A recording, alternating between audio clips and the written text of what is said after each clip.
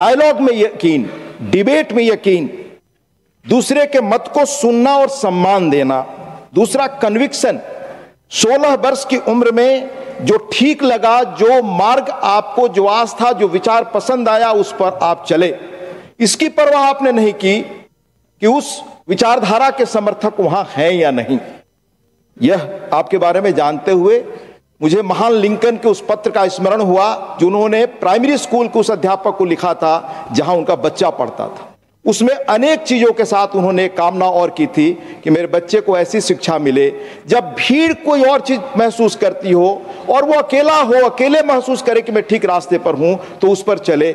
आप में यह गुण हमने पाया। कर्म के स्तर पर हमारे समाज की एक खासियत है। हमारे यहाँ हरिऔध सिंह उपाध्याय एक बड़े कवि हुए, उन्होंने कल्पना की हमारे यहाँ कर्मवीर हों। शब्दवीर बहुत मिलते हैं, आलोचना आसान है पर कर्म करना कठिन। आपने त्रिपुर के टेक्सटाइल इंडस्ट्री में बड़ा योगदान दिया।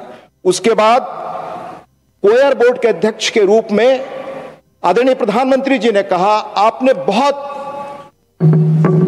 रचनात्मक और बहुत बेहतर प्रयास किए।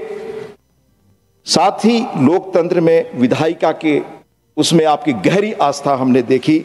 आपसे जो भी मुलाकातें हुई उनके आधार पे कह सकता हूं कि आपका हमेशा एक ही कंसर्न हमने पाया, सदन में श्रेष्ठ संवाद कैसे हो।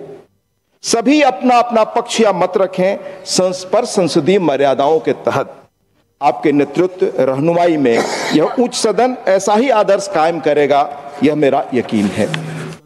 सभापति जी, आप जैसा मैंने उल्लेख किया तमिलनाडु से हैं। 10वीं सदी के चोल राजा परांतक पहले के उत्तर मेरूर अभिलेख में प्राचीन भारत के ग्राम पंचायतों में लोकतांत्रिक प्रक्रियाओं और पद्धतियों का विवरण दर्ज है। भारत में कैसे लोकतंत्र की जड़ें हजारों वर्ष पुरानी हैं। हमारे संविधान सदन की दीवारों पर हजारों वर्ष पहले आचार्य कौटिल्य का कहा लिखा है, प्रजा सुखे राज्ञम प्रजा नाम तू हिते हितम।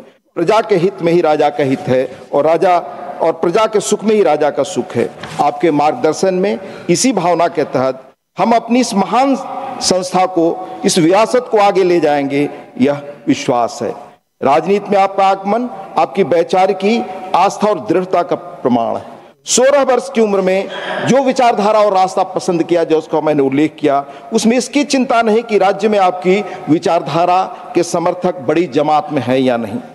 आप अपने विचारों और आस्था पर अडिग चले, यह आपका कन्विक्शन है, यह उल्लेखनीय है। देश, समाज या संस्कृत का उत्कर्ष आपके चिंतन के मूल में हमेशा रहा। तमिलनाडु की राजनीतिक माहौल में आप गुरुदेव रविन्द्रनाथ टैगोर की पुकार एकला चलो रे के राही बने। आपने नदियों को जोड़ने, आतंकवाद, नशाखोरी और छुआछूत के खिलाफ 93 दिनों की 19,000 किलोमीटर लंबी राज्यव्यापी रथ यात्रा की। ये सभी विषय देश की सुरक्षा व सामाजिक आर्थिक कल्याण और प्रगति से जुड़े हैं। इन्हें लेकर आप जनता के बीच में गए।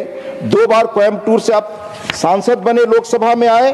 2004 से 6 तक आपने राज्य के दल के प्रदेश का अध्यक्ष पद संभाला। राजनीतिक कार्यकर्ता के रूप में भी आप सीधा जनसंवाद में विश्वास करते हैं।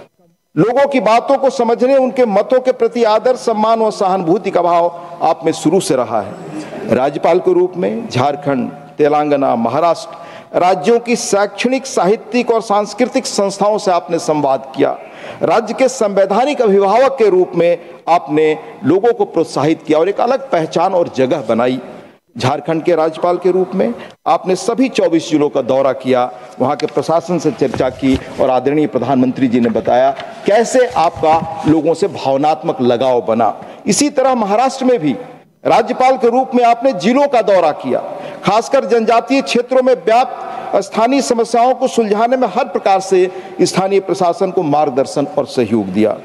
कोयर बोर्ड के अध्यक्ष के रूप में आपने देश के तटीय इलाकों और खास तौर से केरल में कोयर उद्योग के लिए दीर्घकालिक प्रयास किए। इस क्षेत्र में मूलतः ग्रामीण महिलाएं और जनजातीय परिवार जुड़े हैं। नारियल के कोयर से बनी टाइलें, जमीन के क्षरण को रोकने के लिए कोयर मैस, कोयर के बने मैट्रेस, कोयर खाद इत्यादि ऐसे अनेक कोयर उत्पाद हैं जिनके लिए देश में बड़ा बाजार उपलब्ध है और आपने उनको बढ़ाने के लिए उल्लेखनीय काम किया। स्थानीय शिल्प और कौशल को स्वदेशी अभियान से बहुत लाभ मिला। कोयर क्षेत्र का बढ़ता निर्यात, वोकल फॉर लोकल अभियान की सफलता है। स्वदेशी आंदोलन का लक्ष्य ही इन वर्गों को देश की अर्थव्यवस्था की मूल धारा से जोड़ना है। जन संवाद की यह प्रक्रिया संवैधानिक दायित्व के संभालने के बाद और तेज हुई। इस वर्ष 15 नवंबर को जब आप भगवान बिरसा मुंडा की जयंती के अवसर पर महामहिम राष्ट्रपति जी और आपके साथ संसद